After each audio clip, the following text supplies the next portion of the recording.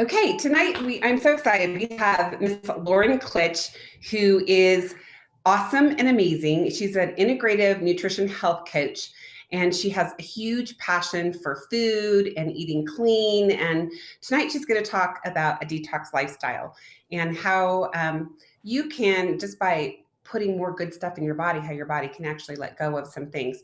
Lauren lives in North Carolina, Charlotte, North Carolina. She's married to her amazing husband, Steven. She's got two little kids, so she manages to juggle it all and still be an awesome and amazing health coach. She also shares Juice Plus, which I love that she's on this journey with us.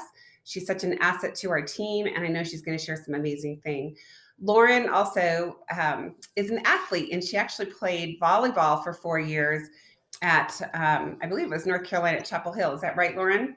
Yep, that's right. Yep, and she has a degree in exercise and sports science from the same. And so I'm excited to have you, Lauren. Welcome. Thank you. Thank you, Reagan. I'm super excited to just be a part of this call tonight. I'm going to first share my screen here. Let me know, Reagan, if I can share my screen. Oh, yeah, let me make sure you can. Sorry about that, you guys. That's all Okay. the Zoom stuff lately. They've changed everything for us. So, all right, you should be able to now, Lauren. Okay. Okay, can you guys see my screen? Yes. All right, awesome. So, like Reagan said, I am a integrative nutrition health coach. I graduated from the health coach program at IIN earlier this year, and it was just an awesome experience. I learned so much, and truly just it just enhanced my passion for nutrition, and really got me interested in this whole field of toxins. And I first became familiar with this actually from Reagan. She's been a huge part of this journey for me. I've heard her speak on so many different calls saying we live in the most toxic environment in history, and I was always like, yeah, we do, but I really had no idea what that meant. I didn't think that it affected me personally or directly. And so I was really curious about that, and like, what exactly does that mean? And so I really wanted to start to dig into it. And once I started digging, was really interested in the information that I was learning, not only for my own family's health, but also for my friends and family. So that is a little bit about why I'm so interested and passionate about this topic. So I'm really excited to share with you guys tonight. So why do we even have to learn about toxins in the first place? So I think that we would all agree that even though we're living longer, we are not necessarily living healthier, right? The rates of disease are higher than they have ever been. And so that kind of begs the question, well, why is that? And I think it's important to note that an article published in a medical journal stated that although environmental factors contribute to 25% of all global disease, and toxic agents ranked 5th in the underlying causes of US deaths in the year 2000, environmental medicine education is largely omitted from med school. So this is a topic that not a lot of doctors are learning about. And so we, therefore, in conventional medicine are not learning about it either. You won't hear a lot of doctors when you go into your doctor's appointment talking to you about toxins. But as you can see, that it is actually a really, really important part of health. Already from the womb, right when we're born, they have done studies and it shows that babies are born with close to 300 toxins already in their bloodstream at birth. And also that, toxins are not something that we can escape through the rest of our life. The CDC has also done some tests and found that 99% of Americans have fluorochemicals in their body. And fluorochemicals are linked to pretty much every bad health effect that you can think of. And so we all have toxins in our bodies. We all have toxins around us. But the really good news is that there is a lot that we can do about it. And so that's the really, really encouraging part. and why I really love this topic, because we can be so empowered. A little bit about the numbers, because this is really astounding to me. And I think that it's important just to know to know these numbers. There are 80,000 chemicals out there on the US market. And we only know the effects of 1 to 2% of them. And, reports show that in the US, we're producing, huge, billions of pounds of chemicals every day. Then that's just crazy. And, when you think about how much that really is, and because of the way that the regulations are in the United States, we are often left in the dark on this information. The FDA is reactionary instead of preventative. And, we go to the store and we see a product on the shelf and we think, oh, it's for sale, it's on the shelf, that's a safe product. But really, that product may contain ingredients that haven't been studied for both, short-term or long-term effects on the human body. And so we need to build up a new system of regulations that would require chemicals to be proven safe before they're put on the market. And, it's a little bit frustrating at times because, very few studies are done in advance.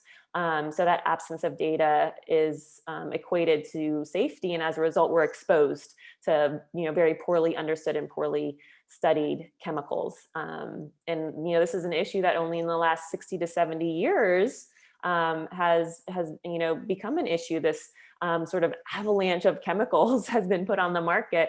And a lot of these chemical toxins didn't exist before, the mid 20th century. So this is something that is sort of new and I think a missing pillar of health, especially in the conversation of conventional medicine. It's also important that we learn about toxins because companies use greenwashing marketing tactics, which can lead consumers to believe that their product is clean and healthy. They use certain words like all natural or eco-friendly, things like that on the front, with, a label that maybe has like some green leaves and looks really pretty and clean. But really, when you turn it around, it's the label on the back that's the most important, not what's on the front. I always tell people, never look at the front, always look at the back, because you're going to want to look at the ingredients.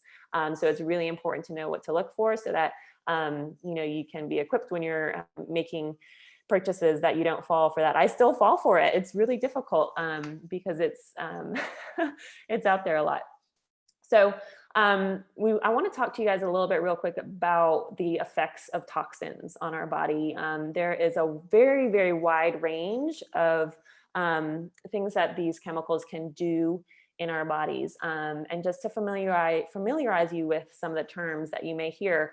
So toxins can be neurotoxins, and that means our nervous system, that can result in permanent damage on developing brain, including cognitive and behavioral issues. So, ADHD, Alzheimer's, autism, even depression and anxiety.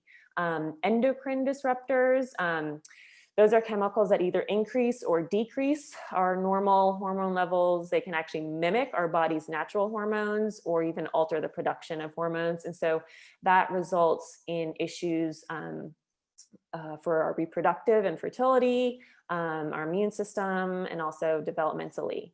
Carcinogens are chemicals that can cause cancer.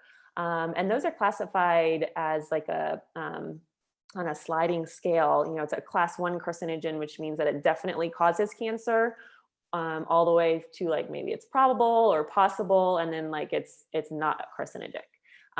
So those cause cancer. And then obesogens, those contribute to obesity by disrupting the metabolic processes and increase your susceptibility to weight gain. So that's really frustrating for a lot of people. Toxins can also affect immune cell function, which we know, especially this day and age, we want to have the best immune system that we can, an epigenetic effect. So that means it can change the way your genes are actually expressed. It can change your microbiome. That is such, we now know through learning more about our microbiome that is so important for our overall health. And then also just allergies. and ranging anywhere from triggers on your skin, lungs, nose, throat. So toxins have this very wide range of effects on our body. And before we really dive in, I want to pause for a quick second and just talk about a couple of guiding principles that I think are really important to consider as we continue learning about toxins. And the first is that we really have to focus on the cumulative effect of toxins. And so, sometimes it's difficult because, we don't see toxins, we may not feel their effects immediately, but it's the repeated cumulative exposure over time where we keep getting these small amounts of chemicals into our bodies and the chemicals build up, and that's when also the risk builds up. So you want to think about the cumulative effect.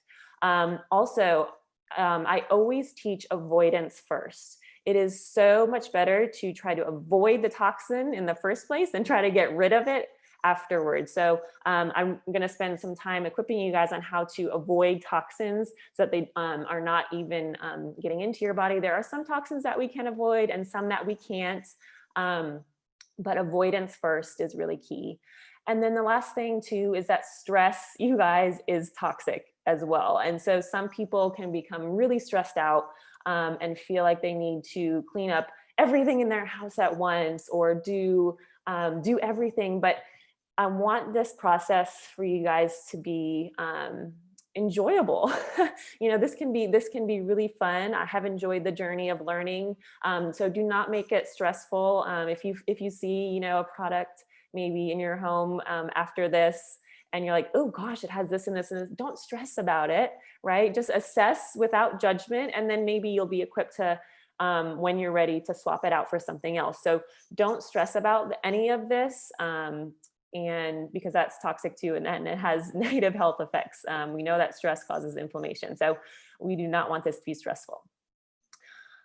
So we're going to really focus tonight on food. When we are talking about toxic inputs, there are so many things to consider: your cleaning products in your house, your personal care and beauty items that you use, the water that we drink, the air that we breathe. There are so many things to consider, but we don't have time for that tonight, nor would I want to unload all of that in one workshop, because it's a lot of information. So we're really going to focus on food tonight.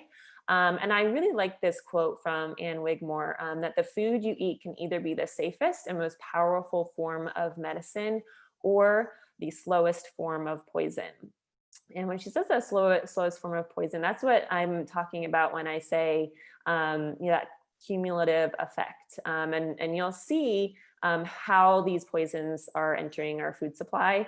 But it's also really, really important to know, and I really want to hammer this home, that food can also be healing and it can be medicine. And we're going to talk about that too tonight. So our focus is going to be on food. So how do toxins even get into our food in the first place? Well, there are a couple of gateways, I guess, so to say, that these chemicals can enter our food supply. The first is through growing practices, the way that it's processed, and then also the way that it's packaged or the surfaces that it touches. So we're going to go through each of those 3 gateways. And then also I'm going to provide you guys with some healthy swaps for you guys and a couple of shifts that you can make that are really simple. So the first one, growing practices, we know that in big ag, they use herbicides, pesticides, and fungicides on their produce. And, some of these that you may be familiar with, for example, that you may have heard about before, like glyphosate, which is a chemical, a pesticide made by Monsanto Bayer, and that has been linked to several ill health effects. And these, chemicals are sprayed on pretty much every genetically modified breed of wheat and corn and soy and everything. So very, very dirty produce. And so that big ag uses of chemicals it's crazy, the amount of chemicals that it's sprayed on our food, directly on our food. Also CAFOs, that stands for concentrated animal feeding. operations, and they use animal feed that has often been sprayed with those chemicals. So the animals are eating those chemicals, which then can be passed on to us. They also have been known to use antibiotics and hormones, and all of those things can be passed on to us when we eat those animals. And then also farm fishing. I've seen it myself that on a label of salmon that was grown on a farm, and they will inject food coloring into that salmon to make it look more like its wild cousin, which is really interesting. So a couple of shifts that you guys can do are to support local and organic produce as much as possible. A really good tool to use is the EWG, the Environmental Working Group's Dirty Dozen and Clean 15 guide. Sometimes buying organic can get expensive, and so this is a really good place, a really good tool to have handy to know where you should prioritize buying organic. So for example, that Dirty Dozen list includes some things like strawberries, spinach, kale, grapes, peaches, tomatoes, potatoes, peppers. Those are things that you really want to focus on buying organic when you can. And then the Clean 15 guide, those are items that do not have as much pesticide residue on them. So that would be like avocados, bananas, pineapple, onions, cauliflower. Those are just a few where you can not buy organic and be better off. But no matter whether you buy organic or not, I always encourage you to wash your produce, because you don't know what's getting on your produce in the process of transportation and when it's in the grocery store. So always wash your produce. There's a lot of really easy veggie wash recipes with vinegar, baking soda that you can find, and just soak your vegetables in the sink when you get home to help get rid of some of those pesticides. Also, choosing organic and grass-fed meat and pasture-raised eggs will reduce your toxin exposure if you do eat animal products. And then again, buying only wild-caught fish that are low in mercury. And some of those are like sardines, salmon, tilapia. You want to stay away from things like swordfish and ahi tuna. Those things are pretty high in contaminants, and fish can also be very high in like PCBs and microplastics. We know how much plastic is in the ocean now, and the fish are ingesting it, and it can be passed to us through their flesh. So fish can be super toxic. So you always want to buy it from really good sustainable sources. My favorite solution though for growing practices is just to grow your own food. And this is what my garden looks like. I use the Juice Plus Tower Garden, which I absolutely love, because if you ask anyone in my family, they'll tell you that I have a very big black thumb, and I have grown with the system for almost 5 years now and have been very successful in growing a lot of food for my family. And what I love is that I have complete control of the process from seed to table. So I know that there has been nothing sprayed on the food that we are eating. It is an aeroponic system, which means that the roots are suspended in the air in that tower. If you can see that long tower in the middle, that's where the roots are and where they get watered. Growing with aeroponics increases yields, and also those plants grow faster, which is super, super cool. They're very nutrient dense. You're able to really harvest it and eat it right away, which preserves a lot of the nutrients. And then also you can grow year round indoors with our Tower Garden Home that comes with grow lights. So you can grow indoors, which I absolutely love doing. So growing your own food gives you a lot of control over the chemicals or the lack of chemicals that are on your food. Okay, let's talk about processing of food. So processed food contains a lot of artificial and natural flavors. Flavoring is actually the fourth most common ingredient on the ingredient lists. And the tricky thing about flavors is that can actually be, you'll see maybe that one thing like natural blueberry flavor on the label, but that could be anywhere between 50 and 100 different chemicals. And you just don't know what they are, because the FDA considers flavors or flavoring to be proprietary information, and the manufacturer does not have to disclose what's in there. So you want to try to avoid those flavors. High fructose corn syrup and other sweeteners are very damaging to our health. Artificial coloring, when you look on the label, you'll see things like yellow 5, blue 2, red 40, yada, yada, yada. And then also preservatives. And the thing about that list there is none of those things need to be in our food. They have absolutely no nutritional value. They're doing nothing for us, but they're really there to make food taste better, to look more appealing, to be addictive. And those things are really damaging our health. Like with artificial coloring, for example, a lot of times in children, you'll see when they have those artificial colors, you'll have behavioral issues, so that's a neurotoxin. So some swaps and some switches that you can do is just to cook at home as much as possible, sort of like growing your own food. When you cook your own food, you have complete control over the ingredients. Shop the perimeter of the grocery store. Usually those center aisles are stocked with that ultra processed food. And we have to become label detectives. So learn to look at the back of the product before you even look at the front, and learn what you need to look out for, like that list here at the top, and try to avoid those as much as possible. But we certainly eat some processed food in our household. I'm not going to say that we're not perfect, but when we do, I always try to buy organic processed food. So like if you're buying, peanut butter crackers or chips or something for your kids, buying organic is going to be a better option, because that means that there's no artificial colors, preservatives, or flavors, which is good. There's no GMOs, no high fructose corn syrup, and then also no herbicides or pesticides used at any point in the process. So when you do eat processed food, organic, again, is a better way to go to avoid some of those toxins.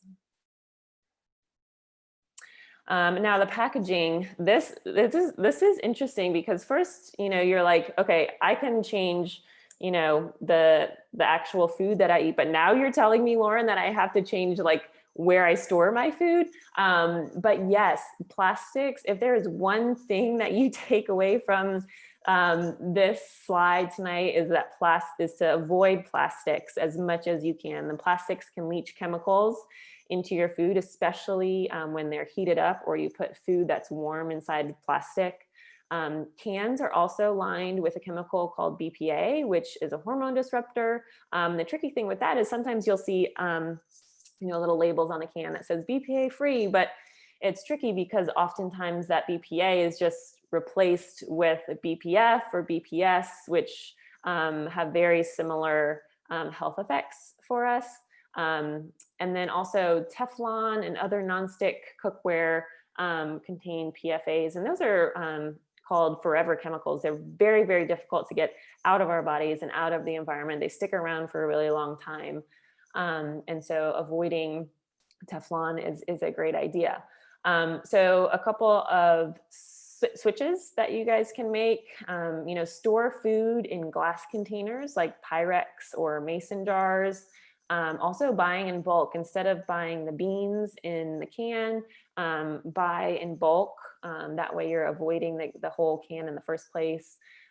Use stainless steel water bottles and lunch boxes. Opt for reusable silicone bags and beeswax wraps instead of plastic wrap. And then also a couple of alternatives for cookware would be to switch to cast iron, ceramic, and stainless steel cookware. Those are all good non-toxic options. So now we're going to talk a little bit about how to support your body's detox system, right? We talked about avoiding the toxins, but like I said, there are some toxins that we just can't avoid. And so we want to be able to support our body to get rid of these chemicals as efficiently as it can. And, our bodies are amazing. They have a detoxification system built in our body to get rid of these chemicals. But a lot of times, either because of genetic factors or because our bodies have become so toxic, we need to give our bodies a little bit of help. And so we're going to talk about that next. We're going to talk about daily detox habits that you can very easily incorporate, nutritional support, and then also a detox program. So, you know, a lot of times when people think about detox, they think about all the things that they have to remove from their, you know, diet or their life that they can't do anymore or can't have for a certain amount of time. But there are so many really fun, enjoyable things that you can add in, like having warm lemon water in the morning that stimulates the liver and helps to flush out toxins. One of my favorite things to do.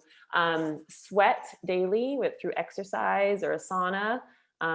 Toxins can be released through sweat.